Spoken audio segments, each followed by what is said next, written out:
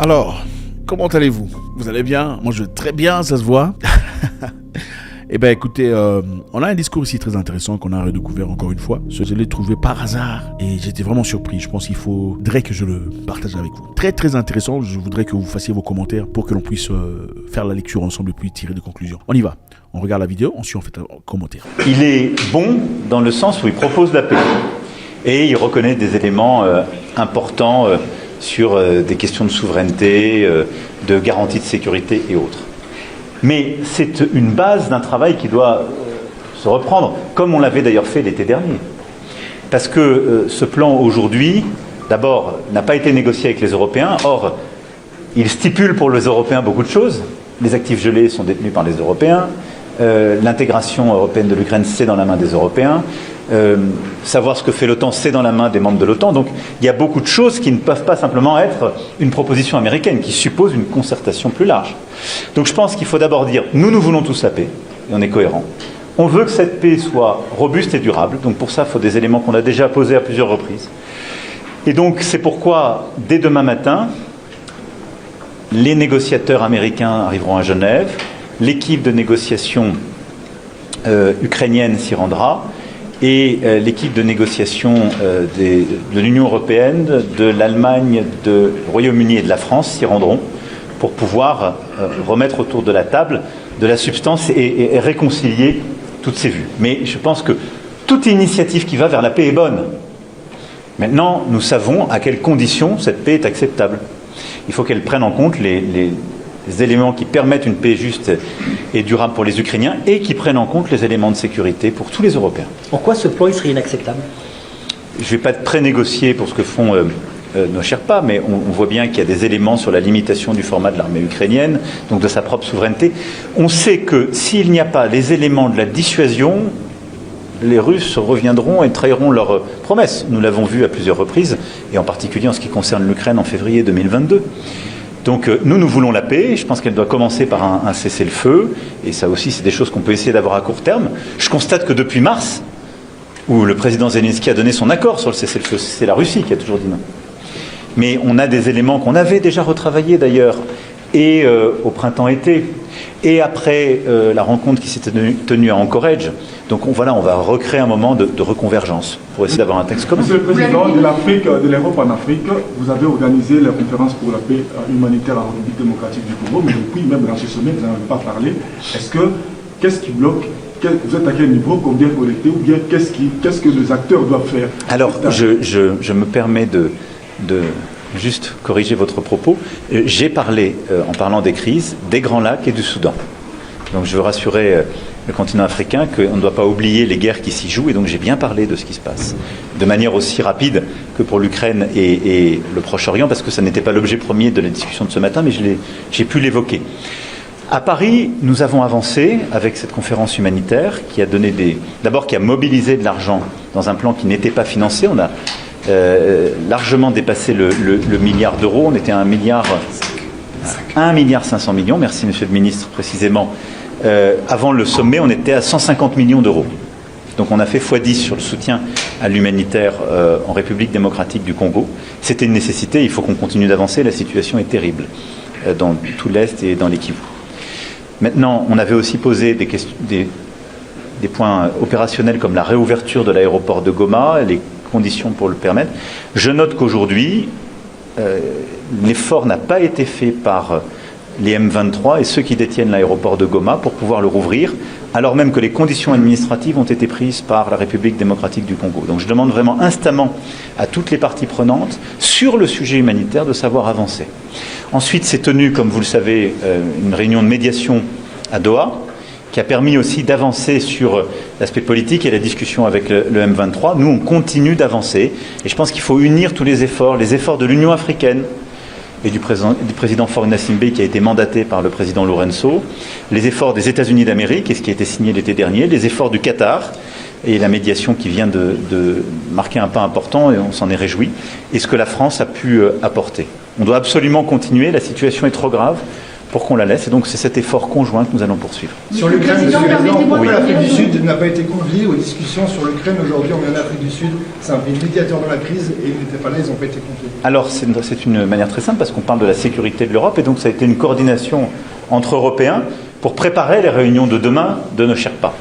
Et donc pour être très clair, comme il y a quelques pays européens qui sont actifs dans la discussion par souci d'efficacité, c'est tout à fait normal qu'on se coordonne. Et d'ailleurs, on a coordonné les Européens et aussi les partenaires de la coalition qui étaient présents et qui sont non européens. Marc Carney était là, la première ministre du Japon, pour ne citer que quelques exemples.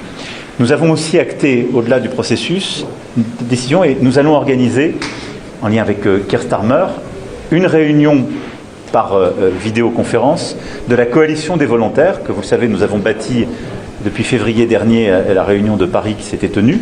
Cette coalition des volontaires qui a plus d'une trentaine de pays, européens mais aussi alliés. Donc nous tiendrons une réunion mardi après-midi pour nous coordonner sur ce point et voir les avancées qui se seront faites pendant les négociations des prochains jours à Genève et pouvoir prendre de nouvelles initiatives. I will perhaps finish in French and I will switch in English, don't worry. Vous avez dit qu'effectivement, il y a des points qui paraissent à ce stade inacceptables. Les négociations démarrent demain, elles vont être compliquées. Est-ce qu'on est devant un risque majeur de rupture avec les États-Unis? Non, je ne ferai pas ici de politique fiction et je pense qu'à chaque fois on a su reconverger. Les États-Unis d'Amérique jouent un rôle important dans le soutien à l'Ukraine. Et nous avons besoin de leur soutien pour cette guerre de résistance. Ils ont fait des propositions et je pense que tous ceux qui sont trop critiques ont tort de négliger le rôle que jouent aujourd'hui les États-Unis. Mais on doit ensuite reconverger parce que les États-Unis ont aussi besoin des Européens pour régler ce conflit. Et c'est très clair d'ailleurs dans les 28 points qui sont mis sur la table. Donc c'est cette négociation qui va se tenir. Et en vrai, les gens qui vont se réunir demain à Genève, ce ne sont que des gens qui veulent la paix, il ne faut pas se tromper. La tension, elle est avec la Russie. C'est la Russie qui a déclenché une guerre d'agression. C'est la Russie qui, depuis mars, ne veut pas le cessez-le-feu. Donc je pense qu'il faut tous qu'on ait beaucoup de calme et de sang-froid. On va faire reconverger ces positions avec tous le même but, obtenir la paix, mais pas une paix qui serait précaire, une paix vraiment durable pour l'Ukraine et pour les Européens. Monsieur le Président, dans ce G20, le président Tebboune était invité, finalement, il n'est pas venu. Vous étiez disponible pour une rencontre. Est-ce que finalement un entretien aura lieu et quand? Et puis, par ailleurs, vous avez toujours prôné l'apaisement avec l'Algérie, mais vous avez été confronté à une très grave crise. Alors, est-ce que vous reconnaissez une forme d'échec sur la question algérienne? Je pense que sur l'Algérie, il y a beaucoup de monde qui veut en faire une question politique. Je vais vous dire comment je vois les choses. Beaucoup de gens veulent faire de l'Algérie une question de politique domestique française. Et en Algérie, beaucoup de gens veulent faire de la relation à la France une question de politique domestique algérienne. Si on laisse ces gens-là de chaque côté faire l'agenda, il n'y a aucune chance qu'on avance. Moi, je note que ces dernières années, on a su faire des avancées très concrètes. Et moi, j'ai toujours eu la même méthode, le respect et l'exigence. Le respect parce que quand on veut avancer avec quelqu'un, on a rarement des résultats en l'insultant. En tout cas, c'est plutôt mon expérience. Et l'exigence, c'est que la situation n'est pas satisfaisante, donc on veut des résultats. Mais il faut le faire en comprenant aussi ce que veulent les autres. Moi, je veux bâtir une relation d'avenir qui soit apaisée, mais on doit corriger beaucoup de choses. Et on sait que sur beaucoup de sujets, sécuritaires, migratoires, économiques, on n'est pas dans une situation satisfaisante, de part et d'autre. Et on a beaucoup de défis communs. Donc, il y a un processus que j'ai décidé en réunissant les ministres et les services concernés il y a plusieurs semaines. C'est celui qu'on applique. Il a conduit à des réengagements de discussion au niveau technique de nos directeurs de services, au niveau de nos secrétaires généraux des ministères des Affaires étrangères, puis il y aura des réunions entre ministres qui vont se tenir. Et c'est comme ça qu'on reprépare, qu'on redéclenche les choses. Je constate qu'on a déjà eu des premiers résultats. Et la libération de Boualem Sansal est un premier résultat dont il faut se féliciter. Maintenant, il faut avoir beaucoup de constance, et je le dis, d'humilité et de respect. Et pour moi, c'est un sujet qu'on doit régler. Monsieur le Président, toujours en parlant... Pardon ? Elle se fera au moment où on aura préparé pour avoir des résultats. Monsieur le Président, toujours en parlant de diplomatie, on ne vous a pas encore entendu sur ces propos de notre chef d'état-major des armées il y a quelques jours au congrès des maires. Beaucoup de réactions en France suite à notamment ces quelques mots, il faut accepter de perdre nos enfants. Est-ce que vous reprendriez vous aussi ces mêmes termes et que vous pensez des réactions en France? Je ne ferai pas de commentaire. Il n'y a qu'un chef des armées en France, c'est le président de la République. Il y a ensuite un lien et un commandement qui se fait avec le chef d'état-major des armées qui a toute ma confiance. et qui a tenu un discours qui était beaucoup plus élaboré que la phrase qu'on en a sortie. Je vois assez bien de quoi il peut s'agir, sortir une phrase et la sortir de son contexte pour faire peur. Je vois aussi les surréactions qu'il y a pu avoir. La ministre des Armées, comme le chef d'état-major des armées lui-même, ont pu, je crois, ces derniers jours donner toute clarté. Et pour tous les gens qui veulent sincèrement écouter ce qu'ils ont dit, remettre les choses dans leur contexte et dans le calme. Voilà.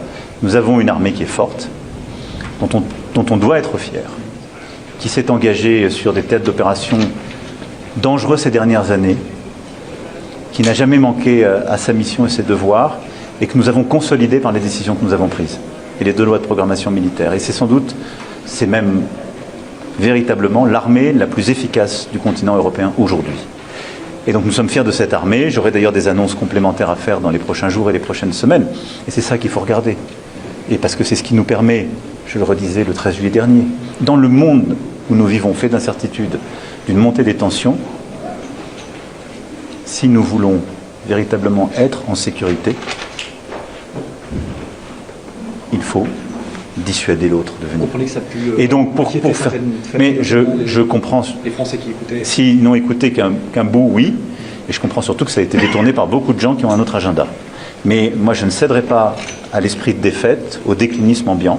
Je pense que la France doit continuer d'être une nation forte, avec une armée forte, mais avec aussi une capacité de sursaut collective.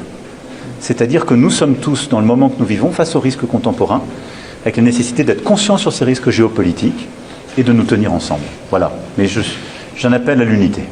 Mais je le redis, si nous voulons être véritablement protégés dans ce monde-là, on doit pouvoir dissuader les autres, et pour ça, on doit être fort. Mais ils avaient une question en français, monsieur. Monsieur le Président. Allez-y. Monsieur le Président, est-ce que vous êtes prêt d'organiser un sommet G8 l'année prochaine, si c'est nécessaire? C'est aussi au plan américain, le retour de la... Écoutez, d'abord, aujourd'hui, les conditions ne sont pas remplies. Je ne fais pas de politique fiction, mais aujourd'hui, les conditions ne sont pas remplies pour réintégrer la Russie.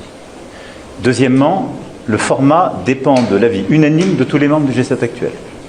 Donc je ne vais pas commencer, alors que la France prendra la présidence en janvier, à stipuler pour les autres. Il faut des consultations, il faut que tout le monde soit d'accord. Par contre, je souhaite bâtir le G7 français en associant étroitement des pays qui ne sont pas au G7. Parce que je veux porter cet agenda sur les déséquilibres internationaux. Et donc il y aura une concertation étroite avec le Brésil, l'Afrique du Sud, l'Inde, la Chine et plusieurs autres. Donc on aura un format original et un peu nouveau parce qu'on a besoin d'unité. Monsieur le Président, y a-t-il une rencontre franco-saoudienne à propos de Palestine et surtout sur le Soudan? Écoutez, d'abord, nous avançons sur notre agenda. La situation sur le terrain reste évidemment extrêmement difficile et ce que nous voulons, c'est maintenir la paix et que chacun tienne ses engagements jusqu'au bout. Il y a ensuite l'administration de Gaza, le déploiement de forces de sécurité puis de la force internationale le jour d'après. Et donc l'Arabie Saoudite et la France vraiment sont garantes de cet agenda de la déclaration de New York qui prend chacune de ces étapes jusqu'à la perspective politique. Et ça, je crois que c'est très important. Et c'est ce qui d'ailleurs fait le consensus, pour ne pas dire l'unanimité dans toute la région. Et donc on va continuer de tirer ce fil avec beaucoup de force. Sur le Soudan, nous sommes attachés aujourd'hui à la paix. Je pense que ce pays a trop souffert de cette guerre civile terrible, avec trop d'aide militaire qui vient de l'étranger. Je pense qu'il faut maintenant que tout le monde se calme et se remette autour d'une table, que des médiations reprennent et que aussi la société civile puisse reprendre sa place. La France, il y a quelques mois, avait organisé une conférence à cet égard. Nous rejouerons en lien avec les négociateurs principaux notre rôle, mais le Soudan a besoin de paix, le Soudan a besoin que les armes s'arrêtent, que ceux qui les fournissent cessent de le faire et que la société civile reprenne sa place. Si vous n'êtes pas encore ici, faites ça, vous savez comment ça se passe. Vous ne faites pas encore partie de notre communauté, ça serait un grand plaisir de vous avoir, comme ça on va grandir ensemble. Faites un commentaire, ne partez pas sans faire un commentaire, on veut savoir ce que vous en pensez. God bless.